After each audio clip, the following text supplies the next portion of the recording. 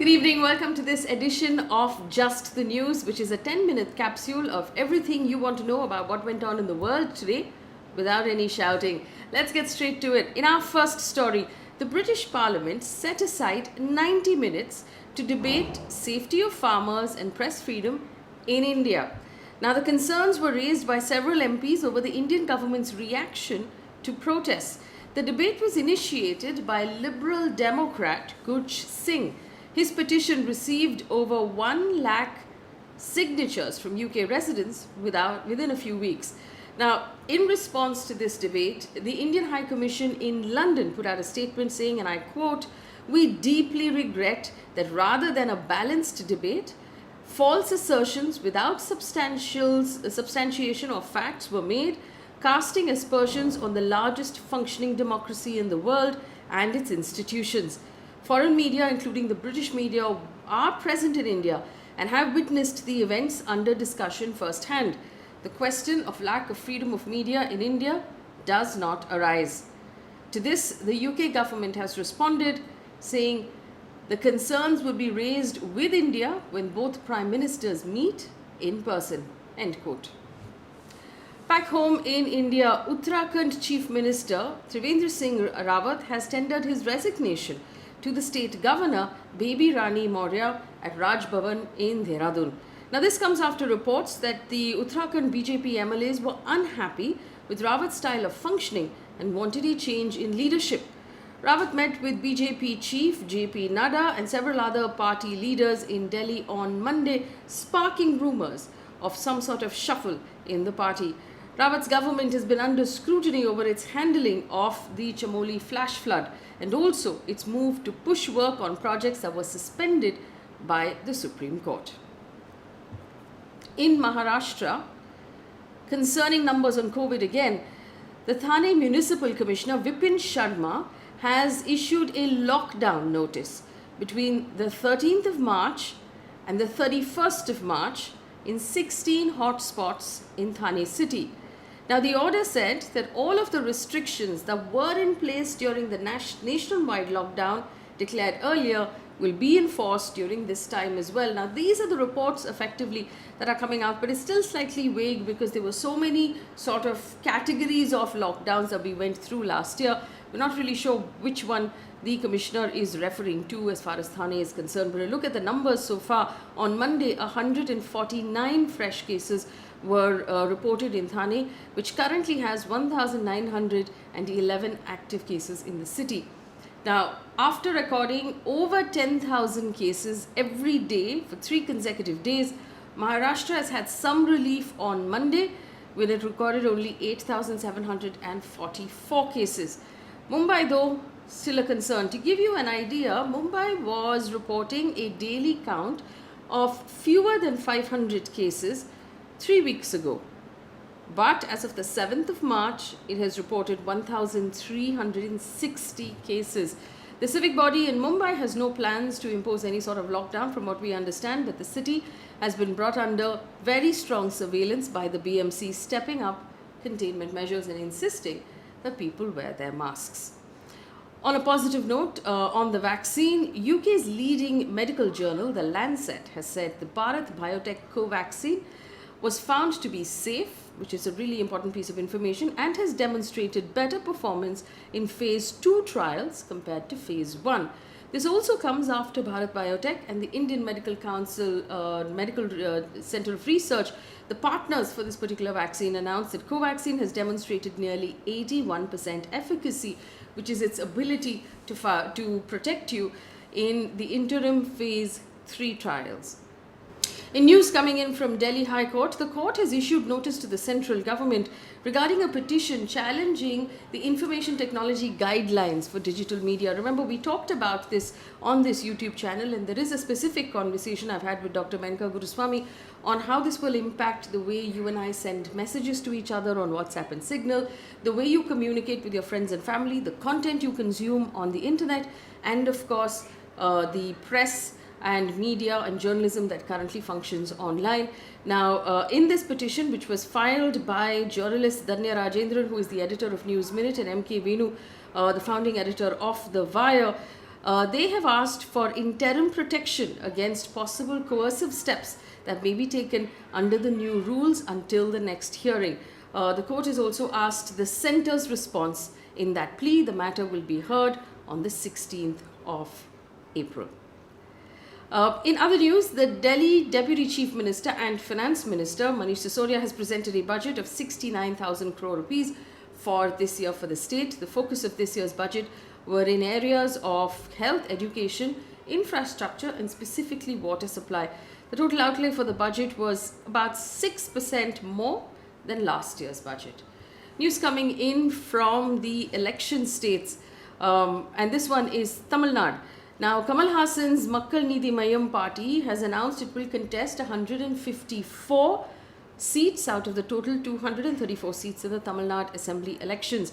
The party has left its remaining 80 seats to its partners, the All India Samathuva Makkal Katchi and the India Janana Yaga Katchi. These are its coalition partners that will contest 40 seats each. Also, in very interesting developments in Tamil Nadu, the DMK yesterday promised it will give 1,000 rupees per household to the women of every household, the women heads of every household, if they are voted into power. The AIADMK, which is its rival, has gone one step further and announced an assistance of 1,500 per household to the women heads of the household if they are voted into power.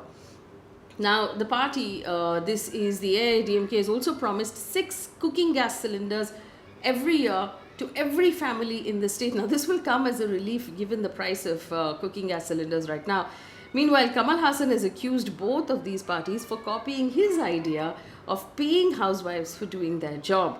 The AIADMK alliance is, of course, with the PMK and the BJP, and elections in the state will be held on the 6th of April. The Editors Guild in India has tweeted that it is, and I quote, shocked by the casual manner in which the editors of the Kashmir-based publications are routinely detained by security forces. The Guild said that the recent detention and subsequent release of Editor-in-Chief of the Kashmir Wala, Fahad Shah, was particularly worrying. The Guild said that this was the 3rd time Shah had been detained and that he was not the only journalist to face this sort of treatment. They said, and I quote, "There are scores of journalists who are experiencing this new normal when they can be hauled up by security forces for writing anything that goes contrary to the government narrative that peace has returned to the valley." The Guild demands that the state administration create circumstances where the press can report on the news and express opinion without fear or favor. Let's take a look at news coming in from the business world right now. Well, it's a company and a product that we've all become extremely familiar with over the last 1 year. Zoom. Zoom's founder, Eric Yuan, apparently has transferred 18 million of his shares, valued at $6 billion, to unspecified beneficiaries as gifts last week. This is according to a report in the BBC. One who is currently worth $13.7 billion, according to Forbes, obviously saw his fortune grow many times over as Zoom became a household name during the pandemic. The company's shares have tripled in the last year and it's currently valued around $100 billion. In international news right now, China has raised the issue of India's curbs on cross-border foreign investment and the ban of 200 Chinese apps at the World Trade Organization. This is according to a report in the Hindustan Times.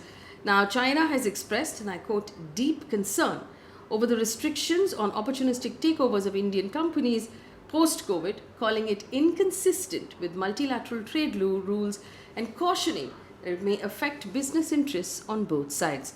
These comments were made during a discussion on India's trade policy at the WTO.